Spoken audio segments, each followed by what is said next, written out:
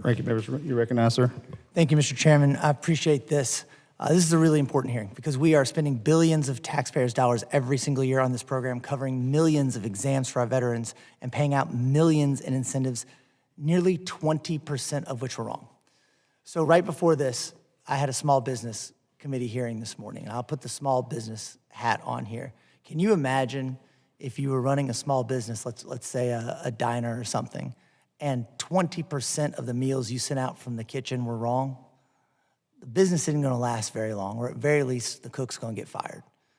That is a massive problem to have 20% wrong, and we can't tolerate that level of inaccuracy when it comes to serving America's veterans and protecting our taxpayers.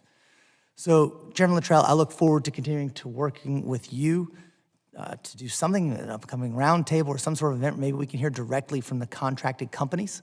I think with these for-profit companies controlling 90% of the exams, we need to hear from them what controls they have in place and how they are fixing these problems, as well as hearing from you all. And Mr. Chairman, we have all heard concerns in this room, because this room we get together to help our veterans, about the need to sell veterans on the VA. And numerous veteran service organizations and veterans themselves have spoken to us about the challenges that veterans face with the C&P exams.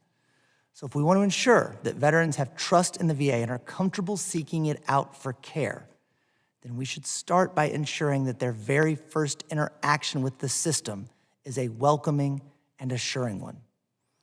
I think about the veteran who's transitioning to civilian life, showing up to a compensation exam for military sexual trauma and walking into a hotel room for their exam. This might sound far-fetched, but it's happened.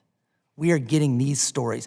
And yet, in that exact scenario, a military sexual trauma survivor walking into a hotel room for an exam, if the contracted provider gets the paperwork right and they get it in, they'll get their incentive pay.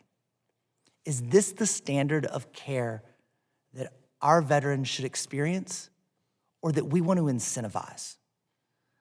I want to ask the contractor providers what controls they, not the VA reviewing numbers from a central office, but what controls they themselves have done to adequately ensure our veterans are safe, cared for, and being seen in an appropriate professional setting.